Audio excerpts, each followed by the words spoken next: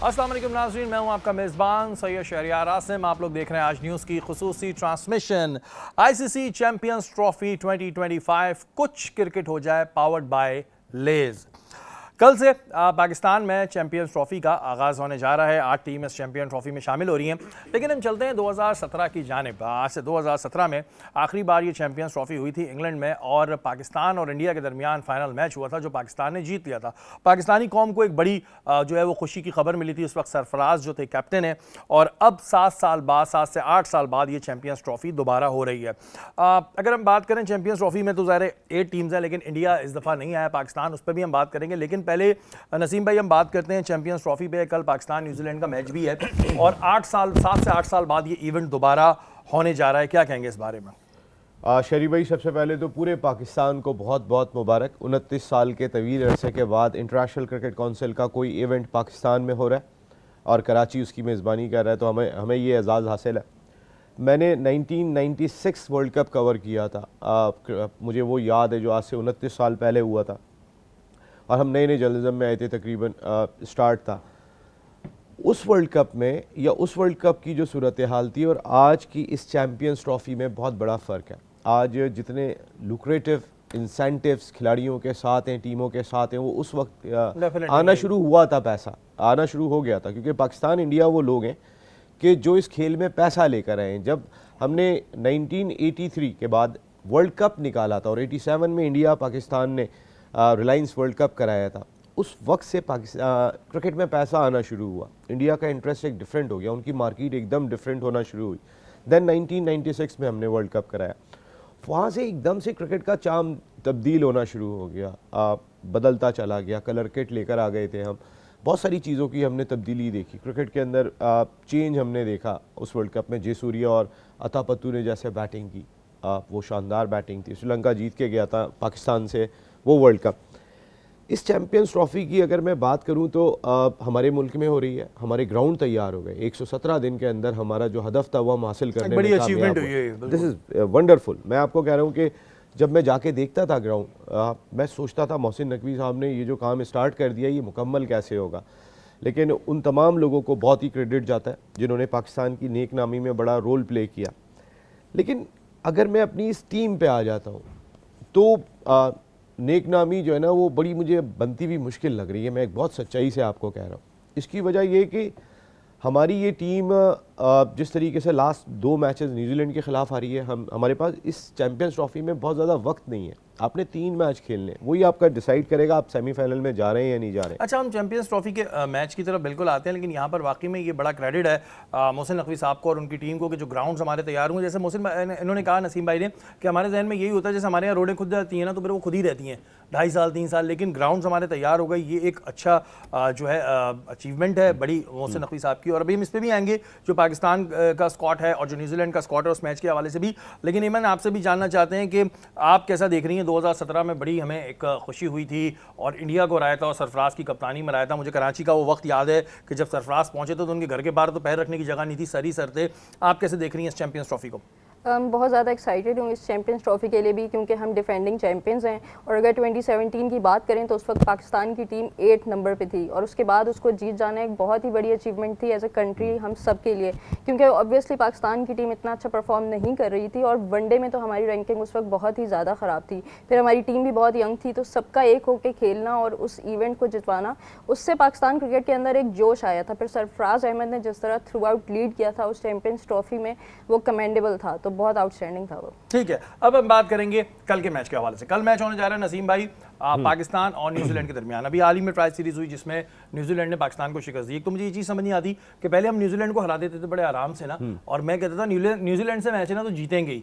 अच्छा, अब ये जो हमारा, एक तो हम हार के आ रहे हैं फाइनल और अपनी होम ग्राउंड में हम उनसे हार गए, और अभी ये जो हम स्क्वाड देख रहे हैं उसमें 2 नामों को बड़ा डिस्कस किया जा रहा है। एक तो फ़हीम अशरफ, दूसरा खुशदिल शाह, कि भाई इन्हें क्यों खिलाया गया। तो क्या एक्सपेक्टेशंस है कल के मैच से आपकी? देखिए, मैंने आपको जो बात कही थी वो ये कि अगर मैं ग्राउंड रियलिटी की बात करूं, क्रिकेट बड़ा एक रंग बदलता है बहुत तेज़ी के साथ ये खेल, और ऑन अ डे रिजल्ट कुछ भी हो सकता है, कभी कोई किसी को भी अपसेट कर सकता है। लेकिन जो मैं अपसेट नहीं होगा अगर पाकिस्तान किसी को भी हराएगा, मैं अपसेट नहीं कह रहा। लेकिन पाकिस्तान टीम का मैं अगर कॉम्बिनेशन देख रहा हूँ, मैं इससे मुतमईन दिखाई नहीं दे रहा। मैं इसमें जो अपना एक स्पिनर देख रहा हूँ, मेरे ख्याल है उसके साथ एक और स्पिनर होना चाहिए था, प्रॉपर स्पिनर होना चाहिए था। और मेरे ख्याल है कि जो हम खुशदिल शाह को ऑलराउंडर की सूरत में यूज़ करने की कोशिश कर रहे हैं, अल्लाह करे कि वो क्लिक कर जाएँ। कल जो एक बड़ा टास्क आपने दिन 2 खिलाड़ियों की बात की है, इस पे बहुत बड़ी बहस हुई आज और ये जब सोर्सेस से के इनका मुताबिक। नाम आया है वैसे तब से सोशल मीडिया पे तो बहस चली रही है, खासतौर पे फहीम अशरफ पे तो लोग बोल रहे हैं भाई क्यों क्यों क्यों। देखिए सोर्सेज ये बात कह रहे हैं, आज जो मीटिंग रही है वहाँ पे, जो थोड़ी बहुत हमें पता चल सकी, उसके अंदर इन 2 नामों पे बहुत बहस हुआ कि खुशदिल शाह खेलेंगे या फ़हीम अशरफ खेलेंगे कल के मैच में। और जो थोड़ी सोर्सेज से पता चला शायद खुशदिल शाह को ही खिलाएंगे। इसकी वजह ये कि न्यूजीलैंड के बैटर इस तरह के स्लो पेस बॉलर को तो शायद कराची की पिच के ऊपर बहुत ज़्यादा रन स्कोर कर दें। यहाँ पर खुशदिल शाह का दिखाई दे रहा है। अच्छा, एक और 2 प्लेयर्स पे और भी बहुत ज़्यादा बात हुई है, उसके अंदर वो कामरान गुलाम के 3 नंबर की पोजीशन पे सऊद शकील खेलेंगे या कामरान गुलाम खेलेंगे। देखिए बाबर आजम ओपन ही करेंगे, बहुत क्रिटिसाइज हो रहा है और सही हो रहा है। एक आपका दुनिया का नंबर 1 बैटर है, उसने जो रिकॉर्ड 3 नंबर की पोजीशन पे किया, आप उसका वो कैसे ओपनर लेकर आ गए।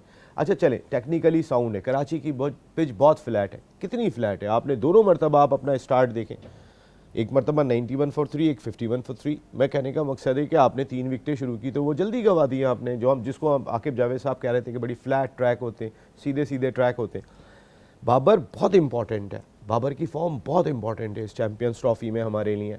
फ़खर का परफॉर्म करना, क्योंकि हमारे पास एक फ़खर है ना इस न्यूजीलैंड की टीम में, अगर आप उठा के देंगे फ़खर की तरह खेलने वाले उनके पास 4 मौजूद हैं। उनका डैरल मिचेल खड़ा हो जाए, उनका फिलिप्स ने जो 100 किया पाकिस्तान के खिलाफ लाहौर में अभी इसी मैच के अंदर, इसी ट्राई सीरीज़ के अंदर, उससे पहले अगर आप चले जाते हैं तो कॉन्वे जिस तरीके की फॉर्म में, फिर विलियमसन का एक्सपीरियंस, वो जिस तरीके से पिच पे आके खड़े हो रहे हैं, हर मैच में रन स्कोर कर रहे हैं, हमारे यहाँ पे ऊपर है क्या, उनकी परफॉर्मेंस क्या है। और अगर मैं इस परफॉर्मेंस को देखूँ, हमने एक मैच जीता, अपना रिकॉर्ड चेज़ किया अगेंस्ट साउथ अफ्रीका कराची में, 350 प्लस हम चेज़ करने में कामयाब हो गए। देखिए वो दो पार्टनरशिप 2 खिलाड़ियों के दरमियान लगी थी और वो बहुत बहादुरी की तरह वो मैच निकाल के ले गए। लेकिन उसके अगली दफ़ा जब मैच हुआ था तो जब 3 विकेटें गिरी थी, यही दोनों क्रीज पे मौजूद थे, इन्हीं दोनों की पार्टनरशिप हुई थी और दोनों इतने शैल में चले गए थे, खासा स्लो खेले थे। अच्छा, ये भी चीज़ एक हमारे यहाँ बड़ी कंफ्यूजिंग होती है कि एक मैच में बड़ा अच्छा खेलते हैं, दूसरे में पता नहीं शेल में क्यों चले आते हैं, हम लोग शेल से बाहर नहीं आते। ईमन क्या मोराल होगा ख़ासतौर पर पाकिस्तान का, जो ऑलरेडी न्यूजीलैंड से जो है फाइनल हार चुका है, एक बड़ी इंपॉर्टेंट था, अगर जीत जाता तो एक बड़ा अच्छा रहता। और न्यूजीलैंड को इसका कितना एडवांटेज होगा कि उन्होंने अभी पाकिस्तान में खेला ही है और ऑलरेडी हरा भी चुके हैं, तो कितना एडवांटेज देखती हैं आप कल के मैच में? देखिए, अगर मैं बात करूं, जिस टाइम नसीम भाई ने बात की कि 1996 में यहाँ पे मैचेस होते थे, तो वो टाइम था कि जब न्यूजीलैंड और इंग्लैंड की टीम हमारे करीब भी नहीं आती थी। इवन 2020 तक भी हम न्यूजीलैंड को बहुत इजीली हरा रहे थे, लेकिन उसके बाद से हमने उनसे इस तरह से हारना शुरू किया है कि हम मैच में कमबैक नहीं कर पाते। जो प्लेयर्स उनके कहीं और नहीं चलते, लाइक मैं मार्क चैपमैन की बात करूँ तो वो हर टीम के अगेंस्ट बेंच पे होता है, लेकिन जब वो पाकिस्तान टीम के अगेंस्ट खेलता है तो इतना आउटस्टैंडिंग परफॉर्म करता है, न्यू रिकॉर्ड्स हम बनवा देते हैं दूसरी टीम्स के ना। तो हमारा मोराल, मेरा नहीं ख्याल इतना अच्छा होगा। और अगर मैं टीम कॉम्बिनेशन की बात करूं तो मेरे ख्याल में क्रिकेट का एक उसूल होता है। हमने लास्ट टाइम भी यही किया था कि जब हमने टेस्ट टीम अनाउंस की थी तो हमने सारे फास्ट बॉलर्स कर दिए थे, कोई स्पिनर नहीं किया था, और अब हमने सारे स्पिनर्स कर दिए और उससे हमने मैचेस भी जीते। लेकिन इस टीम में हमारे पास एक स्पिनर है और सारे स्क्वाड्स के अंदर 3 स्पिनर है, तो यहाँ पे हमें बहुत ज़्यादा ड्रॉबैक होगा इसका। ये चीज़ें होती है, फिर हम जब ख़त्म हो जाती है ना कोई भी, चाहे वर्ल्ड कप था या T20 वर्ल्ड कप था, उसके बाद कहते हैं हम अगली दफ़ा इन गलतियों से सीखेंगे। तो भाई क्या हम सीखते रहेंगे? नसीम भाई, अगर कल पाकिस्तान टॉस जीतता है तो what do you think, batting सही रहेगी, बॉलिंग सही रहेगी, क्या स्ट्रैटेजी उन्हें अपनी रखनी चाहिए? देखिए हम कराची का मौसम तो देख रहे हैं, यहाँ धूप निकल रही है, गर्मी हो गई, अच्छी गर्मी हो गई है, तो मेरा ख्याल है कराची में ड्यू फैक्टर थोड़ा सा है यहाँ पे। अगर पाकिस्तान टॉस जीते तो मेरा ख्याल है इनको फील्डिंग करनी चाहिए और ये टारगेट चेस करने के लिए जाएँ। कराची की कंडीशन के अंदर शायद ये थोड़ा सा ज़्यादा आसान होता है हदफ को हासिल करना, लेकिन दोनों के लिए तैयार रहना होगा आपको कि अगर आपकी बैटिंग आती है तो आपके सामने 330 होने चाहिए, उससे नीचे नहीं होने चाहिए। आपकी अप्रोच इससे नीचे की आपकी होनी नहीं चाहिए। और वो किस वक्त होगा? जब आपका टॉप ऑर्डर रुकेगा, थोड़ा परफॉर्म करके दिखाएगा। बाबर आजम से ऐसा नहीं लग रहा कि बाबर आजम फॉर्म में नहीं है, वो बॉल को मिडिल भी कर रहे हैं, बस एक बैट पैच उन्होंने बड़ा हो कह दिया मुझे किंग विंग नहीं बोलो। हाँ, वो बोल रहे मैंने उनसे कहा जब किंग किंग नहीं बोलो, वो बोल रहे भाई किंग किंग बोल रहे हो, फिर परफॉर्मेंस नहीं होती तो फिर मेरे साथ जो है उल्टा सीधा होता है। तो किंग बोलेंगे ना बोले, लेकिन उनकी परफॉर्मेंस बहुत इंपॉर्टेंट है। ये मैंने इनसे जब सवाल किया बाबर आजम ने, मैंने किया था ये वाला सवाल आप ही थे? हाँ, मैंने उनसे पूछा, मैंने कहा कि बाबर, अब मैंने सिर्फ इतना ही कहा, मैंने कहा बाबर आप फॉर्म में नहीं थे लेकिन आए थे जब वो साउथ अफ्रीका से मैच जीते तो आके खड़े हुए, मैंने कहा बाबर आप हमारे किंग हैं। यार मैं कोई किंग नहीं हूँ, मुझे किंग ना कहें। अच्छा, मैं और उन्होंने भाई इशारा किया था किंग, तो मैं कहा यार ये एक चीज नहीं, दिमाग से definitely, अब लेकिन, नॉर्मल आ जाओ भाई, बस पहले हो गया। वो किंग सुन के खुश होते थे, और जो सवाल किया था वो नसीम भाई ने किया था, मैं कहता किसने जो है वो किया, तो वो यही थे। वहाँ पे एक दो और भी बच्चों ने किया, क्योंकि एक सेशन ऐसा हो रहा था इस सीरीज के अंदर कि जब जिसमें रिजवान, किंग क्वीन खेल रहे थे। हाँ रिजवान आए थे प्रेस कॉन्फ्रेंस में, शाहीन शाह अफरीदी आए थे और बाबर आजम आए थे, तो एक दो इधर थे, तो इधर से जब इधर आए थे तो मैंने भी सवाल किया था, एक और ने भी किया था। जी बिल्कुल जी हाँ, वक्त हुआ एक छोटे से ब्रेक का, ब्रेक के बाद हाजिर होता हूँ।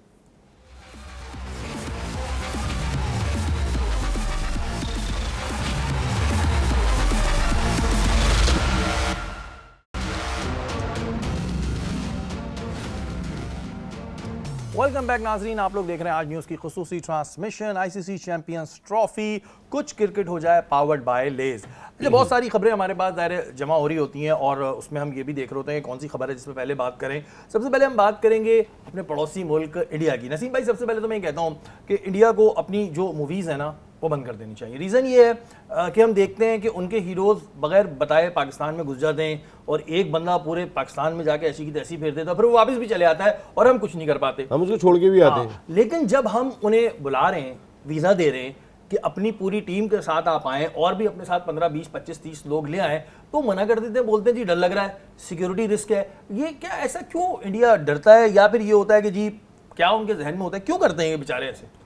मेरे ख्याल है उन्होंने क्रिकेट को भी फिल्म इंडस्ट्री बना लिया है। हाँ, वहाँ पे हीरो तो आ जाता है लेकिन खिलाड़ी नहीं आता। भाई हीरो तो कहीं ना कहीं से रास्ता बन जाता है, वो भले किसी बच्ची को छोड़ने के लिए आ जाता है या कोई और तरीके से आ जाता है, फिर उसके बाद सब तालियां बजाते हैं, उसको वापस छोड़ के आ जाते हैं। हम यहाँ उनके लिए तालियां बजाने को तैयार थे। आप यकीन माने, मैं बिल्कुल आपको सच्चाई से कह रहा हूँ, मैं जब नेशनल स्टेडियम कराची में खड़ा हुआ था ना, तो मैं ग्राउंड देख के ज़रूर कह रहा था कि यार विराट कोहली खेल रहा होता है यहाँ पे, कितना मज़ा आता है देखने में, रोहित शर्मा की बैटिंग, या हम देखते कि इंडियन टीम को हमारे यहाँ से हमेशा बहुत अच्छा जेस्चर मिला। हमारे यहाँ पर अभी हमने इंडियन सहाफ़ियों को भी वीज़े दे दी। अच्छा, उस पर मैं बिल्कुल आ रहा हूँ, लेकिन नसीम भाई ये चीज़ मुझे समझ नहीं आती है कि जी सिक्योरिटी रिस्क के नाम पे ये ड्रामेबाजी कर देना, जबकि आई एम श्योर कि जो इंडियन प्लेयर्स हैं वो भी पाकिस्तान आना चाहते होंगे और वहाँ की आवाम कोई मसला नहीं है। लेकिन वो अब क्या बोले बीसीसीआई को कि उन्होंने एक अपनी जिद बनाई हुई है कि नहीं जी पाकिस्तान नहीं भेजना जी, सिक्योरिटी रिस्क है। उनको देख के और भी साइड की टीमें बोलना शुरू होती हैं, बहरहाल उस पर क्या बात करनी। लेकिन ये एक बड़ा बुरी सी चीज़ सामने जाती है और फिर आप कहते हैं कि जी हम तो बड़े अच्छे हैं और फिल्मों में कुछ और ही दिखा रहे होते हैं। नहीं, मैं आपको बता रहा हूँ ना, आप तो वो फिल्मों में भी कुछ इसी तरीके की चीज़ें दिखा रहे होते हैं। बहुत कम ही होता है कि वो कोई पॉजिटिव चीज़ दे रहे हो या कोई जेस्चर आ रहा हो। उनका अंदाज, क्योंकि नरेंद्र मोदी साहब की हुकूमत है, जो जे शाह साहब अब वहाँ पहुँच गए, अमित शाह साहब तो बिल्कुल उनके साथ ही बैठे होते हैं, उनके वालिद अब वो आईसीसी में चले गए, तो वो अभी नहीं है सूरत हाल के पाकिस्तान इंडिया ताल्लुकात बेहतर हो। लेकिन हमारी तरफ से भी जेस्चर ना एक तरीके से होना चाहिए, ऐसा नहीं होना चाहिए कि हम पीछे चले जाएं। हमारे मोहब्बत के मारे हैं हमारे जर्नलिस्ट को आपने वीज़ा जो है वो, अच्छा देखिए वही वाली बात, जर्नलिस्ट के वीज़े की तरफ आते हैं कि पाकिस्तान ने इशू भी कर दी है इनके जो जर्नलिस्ट हैं, और हमें अच्छी तरह याद है कि जब वहां पर हो रहा था और हमारी टीम भी गई थी, तो हमें तो आधा टूर्नामेंट गुजरने के बाद हमारे कुछ साथियों को वीज़े दिए गए थे। भाई आधा टूर्नामेंट गुजरने के बाद दिए गए थे, मोस्टली को तो दिए नहीं गए थे। वो भी यहाँ से कुछ उन्होंने कहा भाई आप एक लिस्ट बता देंगे किन को दे सकते हैं, पता नहीं कितनी छानबीन के बाद चंद लोग गए थे, उनमें भी पाकिस्तान क्रिकेट बोर्ड ने एक कोटे को जो है वो जब दिया था तो उसमें से मोस्टली उन्हीं के ही लगे थे और किसी के भी नहीं लगे थे। मैं बहुत सारे ऐसे पॉलिटिकल जर्नलिस्ट को जानता हूँ कि जो गए थे उस वक्त, ज़का अशरफ साहब के साथ उन्होंने विज़िट किया था। लेकिन स्पोर्ट्स के भी बहुत सारे जर्नलिस्ट गए थे, उन्होंने विज़िट किया था। लेकिन अगर ये लोग यहाँ पे आ रहे हैं, देखें यहाँ पे कोई कपिल देव या सुनील गावस्कर नहीं आ रहा है, यहाँ पे जर्नलिस्ट आ रहे हैं। हमारे जर्नलिस्ट वहाँ गए थे, वो ऑटो में सफ़र करते थे, वो तकरीबन उनको कोई ऐसा नहीं होता था कि वहाँ का मीडिया उनको जो है वो लेके घूम रहा है या उनके लिए कोई अलहदा से प्रोटोकॉल रखा जा रहा है। वो खुद आएंगे यहाँ पे, वो खुद घूमेंगे। माजी में भी आ चुके हैं। अगर मैं विक्रांत गुप्ता की बात करूँ तो मेरे साथ क्रिकेट मैच खेला उन्होंने यहाँ पे। विक्रांत अभी भी दोबारा भी आ रहे हैं जी, आ रहे असगर अली शाह क्रिकेट स्टेडियम में 50 रन उन्होंने भी बनाए थे, 50 रन मैंने भी बनाए थे उस मैच के अंदर। हाँ, हमारा मैच हुआ था उस वक्त। तो मैं आपको बता रहा हूँ इंडियन जर्नलिस्ट से हमारा मैच हुआ था उस, ये मैं बात कर रहा हूँ 2006 की, जब चैंपियंस ऑफ एशिया कप के लिए ये लोग यहाँ पर आए थे। लेकिन मैं बात जो कर रहा हूँ, बात ये कि आपने भी उनको एक नॉर्मली लेना है। ऐसा नहीं हुआ कि वहाँ से बीसीसीआई के सरबराह सेक्रेटरी कोई आ गए, वो सिर्फ एक माहौल को देखने के लिए आ रहे हैं। पहले उनको एक एतराज़, उनका मीडिया चीफ तरह झंडा नहीं लगा। अरे भाई क्लियरेंस देनी पड़ी कि भाई सिर्फ 4 झंडे लगेंगे ग्राउंड के अंदर, जो वाजे तौर और पे। ये तो आईसीसी का फैसला है। हाँ, उनका फैसला और है, आप ये हमारा फैसला है। आप खेलने नहीं आ रहे हैं, लेकिन आप ये बातें कर रहे हैं, तो भाई ये तो आप लोग चीजें ढूंढने आ रहे हैं। चीजें ढूंढ रहे हैं कि कहाँ कोई गलती निकाले। लेकिन ये मैं बात बता दूं कि जो इंडिया की आवाम भी है वो भी खुद सोचे कि भाई ये कौन सा तरीकेकार है। और आप लोगों को फिल्मों में मिसगाइड किया था, मैं आपको बताऊं, आप लोगों को बहुत मिसगाइड किया था। चीजें चाहे गलत कितनी भी दिखाया ढूंढ ले, जाता। इनके वजीर खारजा आए थे जयशंकर, वो भी गए थे ना तो ऐसे हाथ हिलाते हुए गए थे। ये पाकिस्तान की मोहब्बत है, वहां जाके उन्होंने चाहे कुछ भी कहा हो, कुछ भी बातें कर रहे हो। सौरभ लेकिन जो गंगोली का एक बहुत बड़ा उसने बयान दिया है कि मेरा जो पाकिस्तान का टूर था वो one of the best tours था। बिसाइड कि वहाँ की हॉस्पिटैलिटी, वहाँ का फूड भी बहुत अमेजिंग था, वहाँ की क्रिकेट भी बहुत अच्छी थी। और इससे पहले हमने देखा था उनके एक और प्लेयर जो वीडियो में एक पैगाम दे रहे थे कि हम कुछ नहीं कर सकते, हमारे बोर्ड के ऊपर हर चीज़ डिपेंड करती है। तो the players wanted to come. कहने का मकसद हरभजन ये सिंह ने मुझे इंटरव्यू देते हुए ये बात कही है कि हम पाकिस्तान का प्यार कभी नहीं भूल सकते। मैं आपको बात कर रहा हूँ, मेरे पास वो रिकॉर्ड पे मौजूद है। लेकिन आज सूरत हाल बदल गई है। और फिर वही वाली बात है कि छोटी छोटी वजीर आजम बदले तो सब कुछ बदल सोशल गया। मीडिया पे निकालने की कोशिश हो रही है, भाई झंडा नहीं लगाया, हम ये नहीं लगाएंगे, वो नहीं लगाएंगे। इन चीज़ों में कुछ नहीं है, क्रिकेट पे ध्यान देना चाहिए। और जाहिर है अब अगर इस तरह का खौफ है तो फिर फिल्मों में भी दिखाए ना कि हम डर रहे हैं। हमें एक फिल्म बनाएं आईसीसी चैंपियंस ट्रॉफी के नाम से और उसमें दिखाएं कि हमें दिया लेकिन हम डर रहे थे, हमारे प्लेयर्स को घबराहट हो रही थी, नहीं हम नहीं जाएंगे, हमें वॉमिटिंग आ जाएगी, इस तरह की चीज़ें भी दिखाएं। इवन राशिद लतीफ़ जानती हैं आप ऐसे? ऑफ कोर्स, बिल्कुल ठीक है, उन्होंने एक स्टेटमेंट दे दिया कि जो राशिद खान है अफगानिस्तान के जो बॉलर हैं वो वसीम अकरम से बड़े खिलाड़ी हैं। गो के बाद फिर कुछ हो रही थी, उसके बाद उन्होंने कहा कि नहीं, माजरत के साथ वो राशिद खान ज़्यादा बड़े हैं, वसीम अकरम बड़े नहीं है, ऐसा कुछ हुई। तो आप क्या समझती हैं, राशिद खान बड़े हैं वसीम अकरम से? हो सकता है हम नाम होने की वजह से कह दियो। नहीं, मुझे कंपैरिजन समझ नहीं आ रहा है। एक तरफ वो स्पिनर है और दूसरी तरफ एक बहुत बड़े फास्ट बॉलर हैं। देखिए, राशिद खान ने नो डाउट अफगानिस्तान के लिए बहुत कुछ किया है, लेकिन अफगानिस्तान के अगर मैं क्रिकेट के सर्किट की बात करूं तो जिस वक्त वो खेलते थे उस वक्त मुश्किल से वहाँ पे 50 प्लेयर्स होंगे। लेकिन अगर मैं पाकिस्तान की बात करूँ तो पाकिस्तान में तो 50 फास्ट बॉलर्स थे, जिनमें से निकल के वसीम अकरम आए थे, फिर परफॉर्म किया था उस टाइम पे, सिर्फ एक फॉर्मेट में नहीं, वनडे में भी और टेस्ट क्रिकेट में भी, तो बहुत उन्होंने नाम बनाया। तो मुझे ये कंपैरिजन थोड़ा फेयर नहीं लग रहा। फेयर नहीं लग रहा। नसीम भाई, आप क्या कहते हैं? ये तो नहीं कि कोचिंग से रंग ले आई, मोहब्बत पुरानी याद आ गई, क्योंकि वो मैंने सुना कोच भी थे अफगानिस्तान टीम के, तो इस वजह से तो मोहब्बत नहीं उनको दोबारा हो रही, दोबारा कहीं मुझे बुला लो। मुझे नहीं पता कौन सी मोहब्बत सामने आई है। मोहब्बत से मुराद एक ज़ाहिर साथ रहते हैं, आप कोचिंग करते हैं अपने बच्चों पे, और कहते हैं ना अपना बच्चा सबको पसंद आता है। हाँ। जैसा भी है अपना बच्चा सबको अच्छा लगता है, तो वो उनको अपना बच्चा मान रहा हूँ। वसीम अकरम तो ज्यादा उनके साथी स्टेटमेंट थोड़ा सा जब मैंने सुना तो मुझे भी हैरत हुई। सिर्फ वसीम अकरम बहुत बड़े प्लेयर हैं। अगर मैं प्लेयर की बात करेंगे आप, तो वसीम अकरम बहुत बड़े प्लेयर हैं। वसीम अकरम की बैटिंग, वसीम अकरम की जो स्किल्स थी, वसीम अकरम का जो बॉडी लैंग्वेज थी ग्राउंड में खड़ी होने की, वसीम अकरम, मुझे याद है कि वो सर वेवन रिचर्ड्स बॉल कर रहे थे, वेस्ट इंडिया में एक फाइनल हो रहा था नेहरू कप का, फंसे हुई थी पाकिस्तान टीम, 6 रन चाहिए थे आखिरी ओवर में, आए ठक मारा, मैच ख़त्म कर दिया। बड़े मैचों के बड़े प्लेयर थे, आपको वर्ल्ड कप 92 याद होगा। लेकिन उसके बाद फिर वो एक ऐसा भी वर्ल्ड कप था कि जहाँ पर उन पर हम बहुत ज़्यादा तकिया कर रहे थे, वहाँ पे अनफिट हो गए थे। और ज़ाहिर इंजरी किसी को भी हो सकती है, लेकिन उस इंजरी पे बहुत बातें हुई। राशिद भाई, क्योंकि राशिद लतीफ़ भाई भी एक बड़े ज़ाहिर प्लेयर हैं अपने दौर के, बहुत बड़े विकेट कीपर है। तो बिल्कुल। उन्होंने फिर ये बात क्या सोच के बोली, मतलब क्या कुछ था? आपकी तो होती रहती है ना बातचीत सबसे, तो कुछ ऐसी आपके कानों में आई कि क्यों बोला, क्यों? कोई पर्सनल तो नहीं है ग्रजेस आपस में? देखिए, राशिद भाई क्रिकेट बहुत समझते हैं, राशिद भाई को क्रिकेट की बहुत समझ है, इसमें कोई शुबा नहीं है। लेकिन राशिद भाई के स्टेटमेंट कहीं ना कहीं कुछ ऐसे भी आते हैं कि जो रूटीन से हटके होते हैं। कभी भी वो कोई शुगल मार जाता है। हाँ, वो जरूर देखें, आजकल दौर भी जो है उस वो इन्हीं चीज़ों का है कि कोई एक आध जुमला तो ऐसा देना पड़ता है कि लाइमलाइट में रहने के लिए। मेरे ख्याल है राशिद भाई भी अगर इतना जानते थे कि राशिद खान को, बिल्कुल अभी अमन ने बहुत अच्छा पॉइंट रेज किया कि राशिद खान ने उनकी क्रिकेट को फ्लोरिश करने में, सुपरस्टार वही आया। इससे पहले शहजाद बहुत ज़बरदस्त प्लेयर थे, नबी ने बहुत परफॉर्म किया था राशिद के आने से पहले, और बहुत सारे प्लेयर इनके थे, असगर बहुत ज़बरदस्त खेलते थे, कई प्लेयर इनके अच्छे थे। लेकिन राशिद खान ने दुनिया भर में जो है वो T20 क्रिकेट के अंदर खुद को मुनफरिद साबित किया, सबसे बेहतर साबित किया, कोई दो राय नहीं है, सबसे बेहतर साबित किया। लेकिन अगर यही T20 क्रिकेट वसीम अकरम अपनी पीक पे खेल रहे होते और राशिद खान खेल रहे होते, दोनों अपनी पीक पे होते, वसीम उनसे बड़े होते, मैं फिर भी कह रहा हूँ आपको। ये तो भी अब राशिद भाई कभी मुकाबला नहीं है, पूछेंगे नसीम भाई पूछेंगे, क्योंकि यही वकार यूनुस बहुत बड़े, मैं राशिद लतीफ़ बड़े प्लेयर हैं राशिद खान से, क्या बात कर रहे हैं अब, मैं आपको बता रहा हूँ। अच्छा। मोइन खान, राशिद लतीफ, ये राशिद खान से बड़े प्लेयर हैं। अभी आप ही सवाल पूछिए, क्योंकि आप ही बाबर से किंग का भी पूछते हैं, तो अब कभी राशिद भाई मिले तो पूछिए राशिद भाई क्या सोच के ये सवाल पूछा था। एबी डिविलियर्स उन्होंने ये कहा है कि अब बाबर को खुल के खेलना चाहिए, उनकी परफॉर्मेंस अच्छी होनी चाहिए, क्योंकि उनके कंधों पे अब कप्तानी का बोझ नहीं है, जबकि सब चाहते हैं कि बोझ हमारे कंधों पे रहे।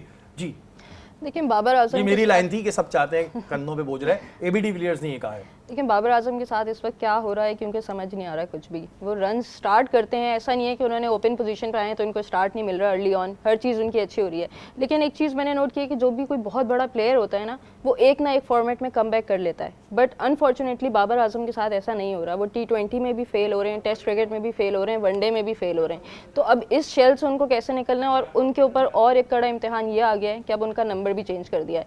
तो कहीं ना कहीं हमें भी यहाँ पे उनकी इस फॉर्म को निकालने में उनकी मदद करनी चाहिए। हम क्या करें, हम लेकिन ग्राउंड में हमने चले जाएं, नहीं उनकी हमने जगह हम बर्डन खेल डाल लें, दिया क्या उनका करें हम? नंबर चेंज करने पे। अच्छा। हमने और उनको थोड़ा अंडर प्रेशर कर दिया, क्योंकि ऑब्वियसली आपका एक प्लेयर इतने टाइम से नंबर 3 पोजीशन पे खेल रहा है और वो कोई सीरीज नहीं हो रही है, एक चैंपियंस ट्रॉफी हो रही है, तो वहाँ पे ये चेंजेस हो जाएं और उसके बाद हम प्लेयर से एक्सपेक्ट करें कि वो आपको वैसी ही परफॉर्मेंस दे जैसे वो पहले दे रहा है। He is already struggling. तो यहाँ पे हमारी थोड़ी सी प्लानिंग। logical- अच्छा, लेकिन नसीम भाई मुझे एक बात का जवाब देगा, आप दोनों से मेरा तजुर्बा क्रिकेट में बहुत कम है। जो एक बड़ा प्लेयर होता है, बाकी जाहिर तो बहुत है, है? बाकी तो बहुत है। हाँ नहीं, वैसे जाहिर है एक जी, मेरा जी, लेकिन शरीफ एक भाई। बड़ा प्लेयर होता है, शरीफ तो उसको ये प्रेशर हैंडल करने मेरे ख्याल से आने चाहिए कि ठीक है, अगर आप वन डाउन है, आप अगर ओपनर आ रहे हैं या सेकंड डाउन आ रहे हैं, तो आप उस पे आके एकदम हक्का बक्का ना हो जाए। मैं थोड़ी ग्राउंड में क्या पहली बॉल यहाँ से गुजर गई तो डर गया। तो ये चीज आप एमन की इस बात से इत्तेफाक करते हैं? देखिए, जब फॉर्म खराब होती है ना, तो बॉलर बैट्समैन ना बॉल ढूंढ रहा होता है, बैटर उसको बॉल भी बड़ी मुश्किल से मिल रही होती है। बाबर की फॉर्म खराब नहीं है। जिसने भी बाबर को 2 इनिंग खेलते हुए देखा होगा, ये साउथ अफ्रीका में खेलता हुआ होगा, बाबर अपनी जगह पे आके जैसा खेलते हैं वैसे ही मिडिल कर रहे हैं। बाबर से बड़े रन नहीं हो रहे। बाबर 30 पे जाके कहीं फंस रहे हैं, रुक नहीं पा रहे। मेरे ख्याल है पाकिस्तान क्रिकेट टीम की मैनेजमेंट जो ये बात कह रही है, आकिब जावेद ने भी ये बात कही, रिजवान ने भी ये बात कही, चूँकि बाबर ज़्यादा टेक्निकली साउंड बैट्समैन है, सीधे बैट से खेलते हैं, नया बॉल है, हमने ये वक्त गुजारना होता है कराची का शुरू का, तो बाबर अच्छी तरीके से यूटिलाइज़ कर सकते हैं फ़खर के साथ। गो के जेन्युइन ओपनर होना था, इमाम होते, शान मसूद होते, आप किसी को भी लेके आ जाते हैं। मैं ठीक है, कुछ की परफॉर्मेंस इतनी अच्छी नहीं थी, लेकिन इनमें से आप किसी को भी लाके टॉप ऑर्डर पे आपको खिलाना चाहिए था। आप ये थोड़ी कि सऊद शकील जो है सिलेक्टर स्टेटमेंट देते हैं, सऊद शकील ओपन कर लेंगे या फिर बाबर आजम कर लेंगे। बाबर आजम की फॉर्म अच्छी नहीं है, सब जानते हैं। बाबर आजम आज की तारीख तक जिस वक्त हम बात कर रहे हैं, ओडीआई क्रिकेट का नंबर 1 बैटर है। किस नंबर पर है? 3 नंबर पर है। एक खिलाड़ी से अभी रिसेंट में फॉर्म नहीं हो रहा, आप उसका नंबर भी बदल दें। रिजवान साहब, आप T20 क्रिकेट के अंदर ओपन करना चाहते हैं, आप नीचे आते ही नहीं इस है। चीज को हम डिस्कस करेंगे, क्योंकि फिर अगर वही गलतियां हो रही, इसी वजह से मैंने सवाल कर लिया था कि एक जो बड़ा प्लेयर होता नहीं, है मैं उसको आपको क्या सिर्फ एक बोलती है? सिंपल सी एग्जांपल दूंगा। 1992 में कप्तान आए थे 3 नंबर के ऊपर, और उसके बाद उन्होंने अपनी टीम को संभाला था। यहाँ पे रिजवान चूंकि ओपन, वैसे तो T20 में वो नीचे नहीं आते, तो भाई आके आप यहाँ पे ओपन करते, लीडिंग फ्रॉम द फ्रंट होते, तो अच्छा पैगाम देते। कप्तानी पे भी हम बात करेंगे, क्योंकि अगर यही गलतियां इस दफा भी होती नहीं, फिर हम ट्रांसमिशन में इतने दिन बोलते रहेंगे, फिर अगला फिर आएगा, फिर हम कहेंगे कि अब आइंदा हम गलतियां नहीं करेंगे, तो ये फिर गलत है। यहाँ पे वक्त हुआ है ब्रेक का, ब्रेक के बाद हाजिर होता हूँ।